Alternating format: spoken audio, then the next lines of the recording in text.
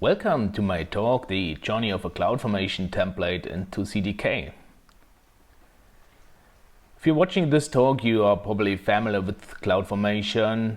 You maybe have also looked into CDK and you probably like it. And you think, okay, I have so many CloudFormation templates. How can I migrate them to CDK? This talk should be an example and should show you the tools and patterns that you can use in order to migrate your CloudFormation templates into CDK. Just a few words about myself. My name is Philipp Garbe. I work as a platform architect at Rio, a company based in Munich. And I'm honored as an AWS container hero. And I have my own blog that you can subscribe or you follow me on Twitter. Just give a short introduction to CDK. What is CDK? CDK stands for Cloud Development Kit, and it allows you to write your infrastructure using a general purpose programming language like TypeScript, Python, .NET or Java. It's all about constructs, which will present one or many AWS resources, and you can combine them. At the end, CDK synthesizes also CloudFormation template and uses CloudFormation to deploy it. Why should you use that? First of all, you can use the tooling of your favorite language that you're already used to. With the concept of constructs, you can create abstractions in a very familiar way. Also, what you're used within your favorite language. You can distribute them and using the existing ecosystem. And it's quite easy to write tests. Let's have a look at our sample application. It's a Fargate-based application that runs behind a load balancer and Route 53 record. It also has a code pipeline that deploys our code, which is stored on GitHub. So what we can see here is the pipeline where we have 3 stages. We get the source code from GitHub, we build it and we deploy it. And we have a CloudFormation template for the application, which has the cluster, the service, and the load balancer in it.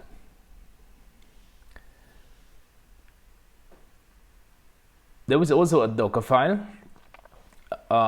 which is a very simple Nginx application, just for demo purposes. In the AWS console, we can see our pipeline with our 3 stages. So we have the GitHub source action, a build stage, and a deploy stage. And also our service is already deployed in our own cluster. It's running. We have one running task here. And if we go on the load balancer, we also see our Nginx application returning some response. So now we will migrate our application in 4 steps. First, we will migrate the pipeline template. Then we include the infrastructure template. We will turn it into a native CDK application. And finally, take the advantages out of CDK.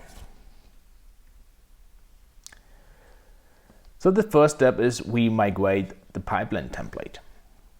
What do we do?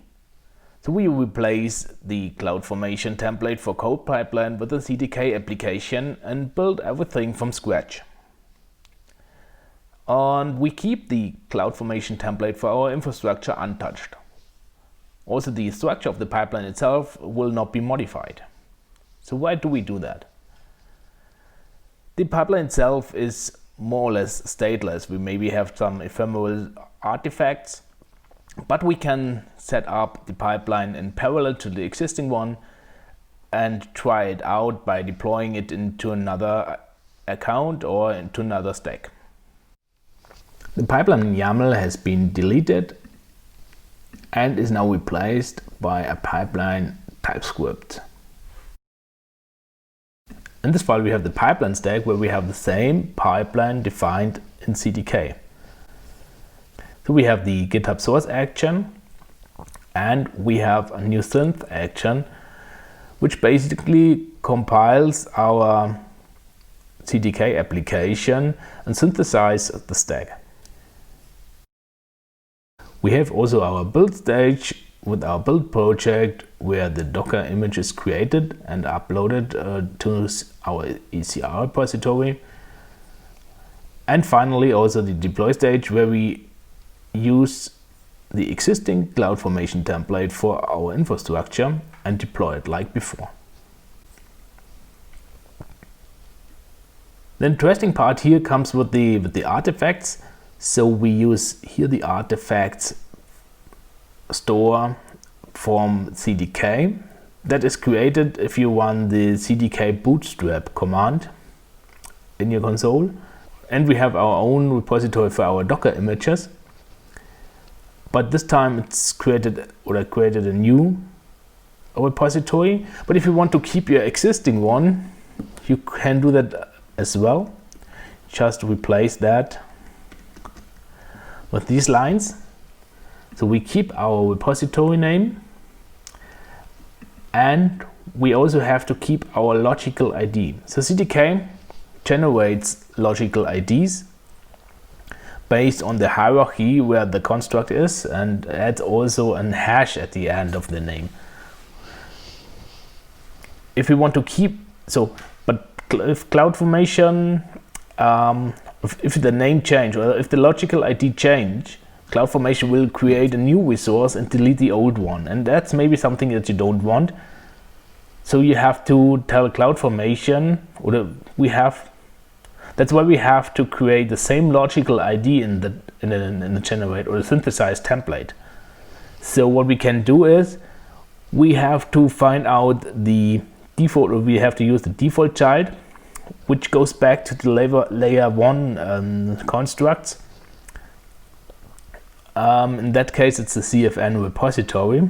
That's the one-to-one mapping for the CloudFormation resources. And here we can then override the logical ID and keep the old name, which was just a repository. So in the template, nothing has been changed. It's like before. So let's have a look in the console, how it looks like. So here we have a new pipeline which has been set up in parallel. We have our source action for GitHub. We have now in the build stage where we have a synth action which creates our CDK application and synthesizes the CloudFormation templates and put them on S3. And there's a new action which we have not defined, but it's generated automatically for us. It's called self-mutate. So here the generated code build template is executed and deployed to CloudFormation, and it means it will update the pipeline itself. In CoPipeline, that means it will, if there were some changes, it stops here and starts again from the beginning. But if nothing changed, it will just continue. And here we have the build operation that we also had before, where we where we build our Docker image, and finally we deploy then our CloudFormation template for the infrastructure. So there are a few things that you have to be aware of. You have to decide if you want to keep your own artifact storage or want to use the one from CDK. If you want to use the one from CDK, you have to bootstrap it. You just run the CDK bootstrap command and it will deploy a CloudFormation template which creates all the necessary things.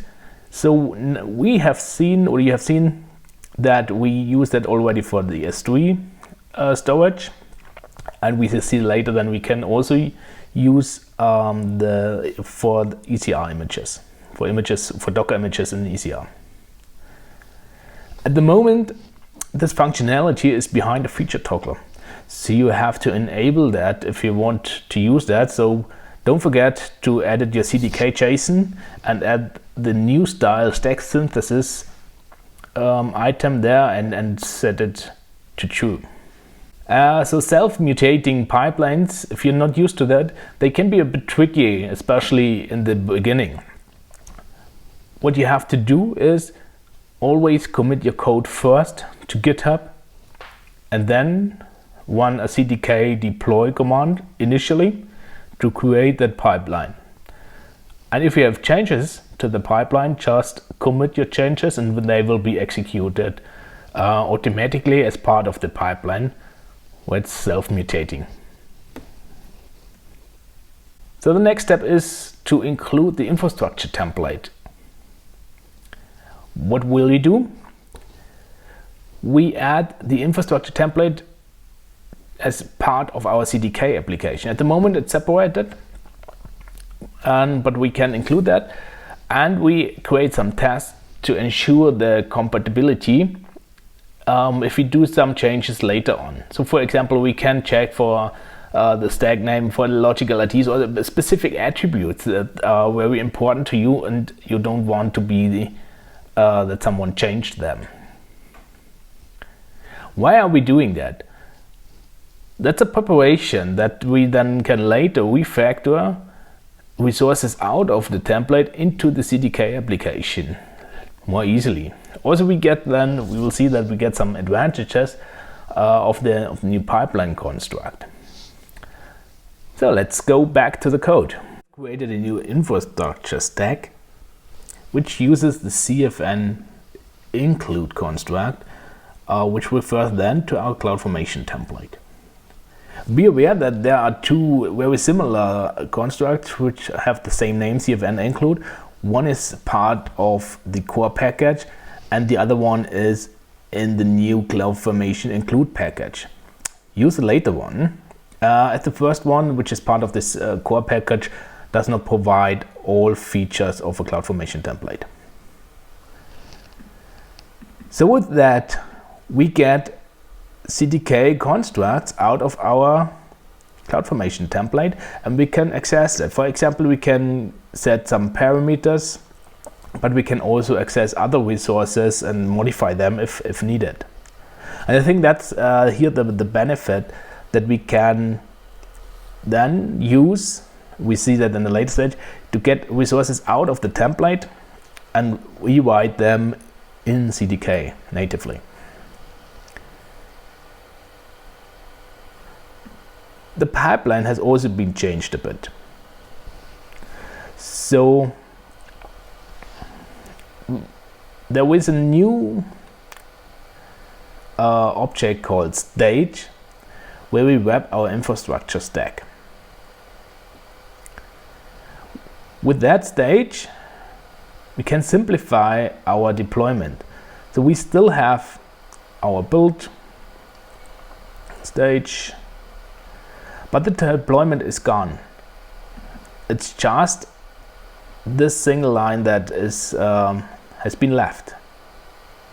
We say add a new application stage for our application, and we can then also set some environments and do also staging here quite easily by just having a second line here and deploy that application into different environments.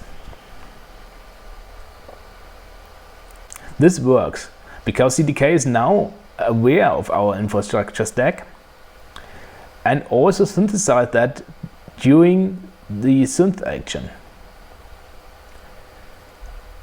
And with that, it automatically knows what needs to be deployed here at the application stack. In addition, I have also created some tests. As we get the infrastructure stack now as CDK, we can also use all the CDK test methods and assertion to verify that specific attributes or specific parts of the generated template are exactly like we want to have it, so that there are no hidden changes that we are maybe not aware of.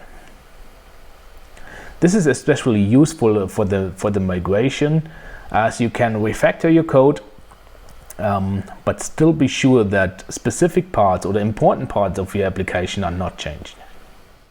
So be also aware that if you do that, CloudFormation include might complain about your template that it's not conform, even though when CloudFormation itself would accept it. That happens, for example, if you have some numbers that should be strings or the other way around. You can either go through that error messages or have a linter in place that checks for these validation errors.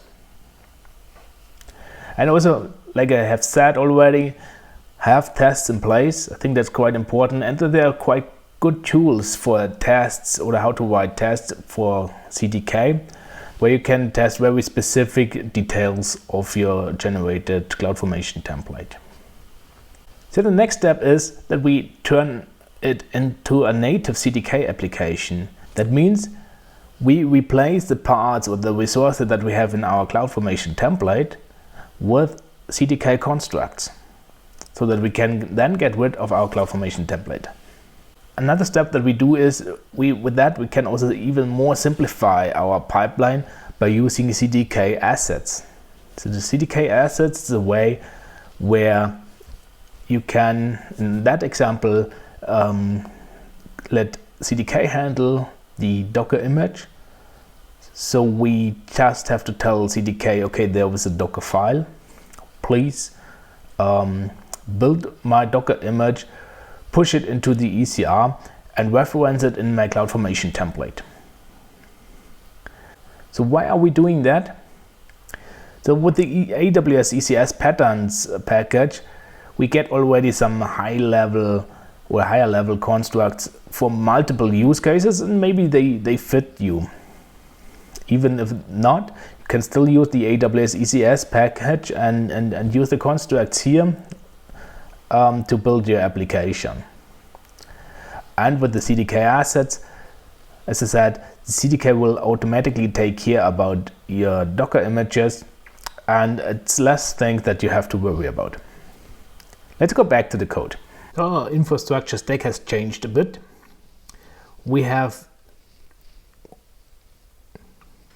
the CFN include has been removed now and replaced by a couple of other constructs. Let's go through that. First of all, that's something that you need quite often. It's a VPC, maybe also hosted zone. And I get that through the CloudFormation import and export functionality. Let's see how that looks like. So this is based on a template that I got from Cloud and it is installed and it exports some values from my VPC, where I get the availability zones, route table IDs and subnets and so on. And the same I did also for the hosted zone. So it used the power of TypeScript language to extract that into a separate class. With that, I get the VPC and hosted zone construct that is then used later for my Fargate service. So first I create a task definition and I set the same values that I had before in my CloudFormation template.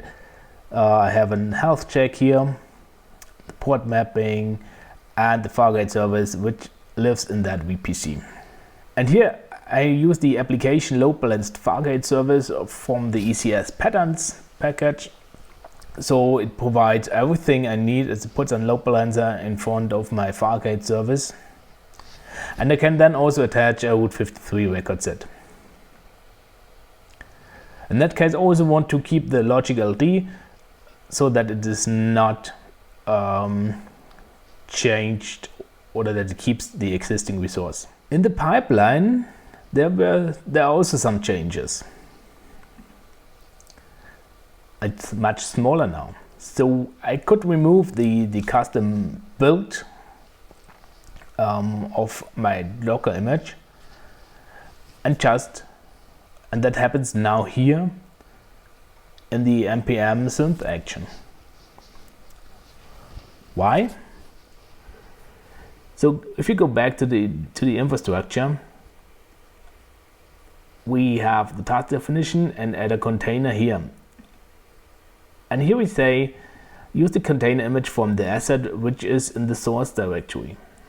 If you look back to the source directory, there is a Docker file. What happens now when the CDK application gets synthesized it looks up, it finds a Docker file, it automatically builds it and push it to the ECR repository that has been provided by the CDK bootstrap command, and use the image name and tag automatically in the generated template. So when I have changed here everything like that, and I want to see what happens, want to see what is the diff in my environment, it's not out of the box possible. I will show you why. So if you type CDK diff, it says there is no differences, and what happens is it uses the pipeline stack here, because that's the only stack that the application knows about. Remember, the infrastructure stack is inside the stage object. So we cannot do a diff on our infrastructure from here. That's why you have to enable something like that. You add here the infrastructure stack as well. If you enable that, you can write CDK diff and use the stack name here to see what are the differences.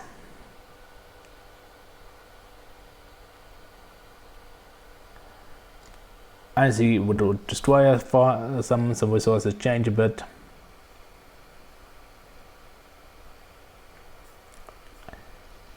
And so on. And then you can also do a deployment from your local environment, which could make sense if you just want to try out things. We maybe deploy it in a different stack to see what happens. Once that is done, you can remove that line again and let the pipeline do its job. So we have seen that we can remove resources out of the CloudFormation template and add them as native CDK constructs. It's very important that you then also check what are the changes that will be applied, because some names will change and will replace the resources, maybe, which is not a bad thing in general.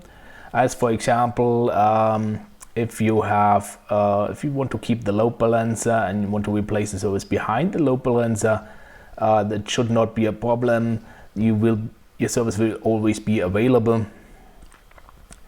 And if you want to keep some resources, remember that you can override the logical IDs so that it does not change for CloudFormation. And you can do that step by step. You get out some resources that maybe make sense to do it first out of the CloudFormation template into the CDK application. You deploy it and see if it works, and then you do that for the next ones. So the last step here is that we take the full advantage out of CDK and its community. What do we do?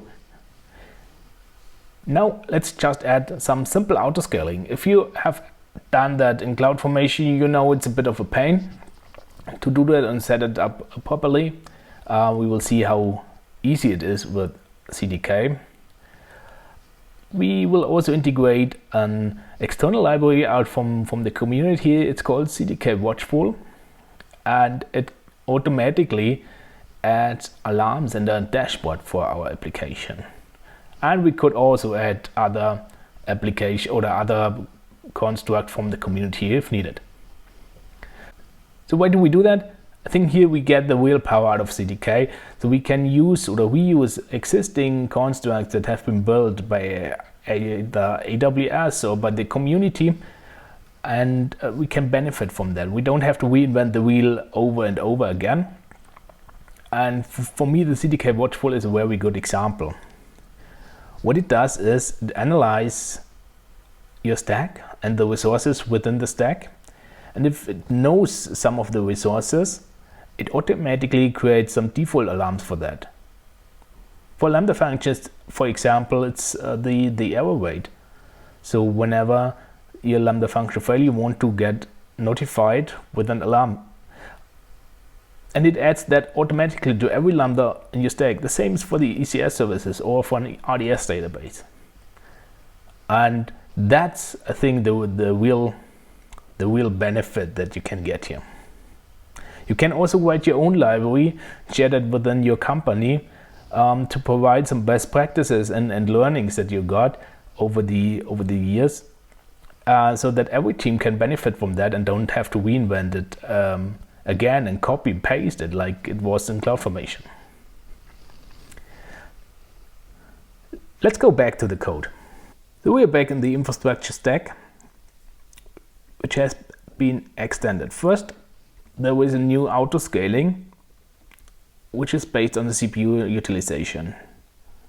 We aim for a target utilization of 80% and also define a max capacity. So our Fargate service will automatically scale up until 10 instances when the CPU utilization goes over 80%. And it will scale down also if it's below. That's just a few lines what we get here. And the other construct from the community here is the watchful construct. So I define here an email, or I can also provide an SNS topic and say either watch specific resources or watch the whole scope. In that case, I watch here the whole stack, and it generates automatically alarms for me. Let's see what we have.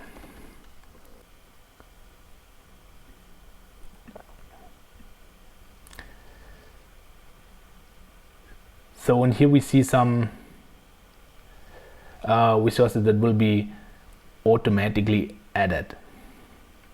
First of all, we get the application auto-scaling,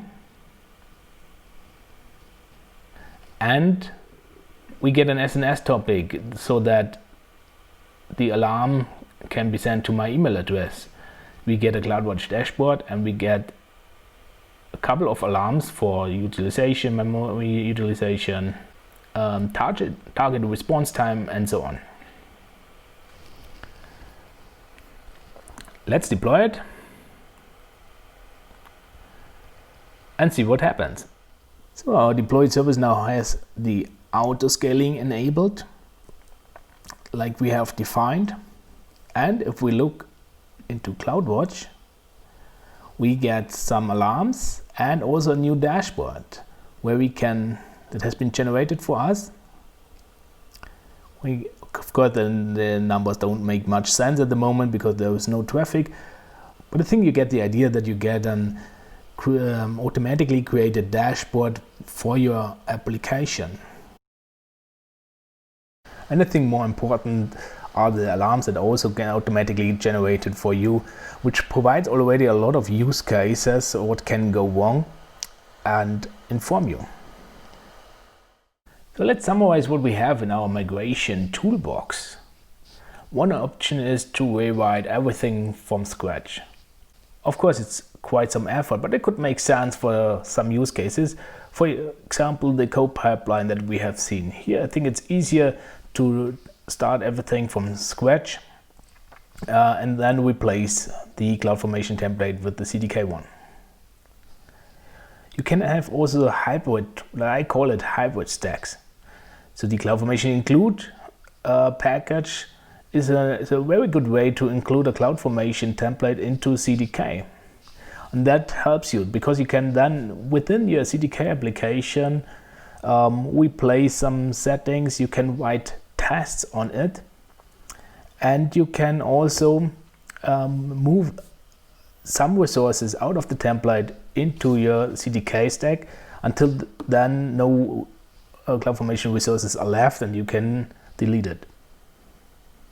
I think it's important is if you have stateful resources that you don't want to recreate them or to get them deleted.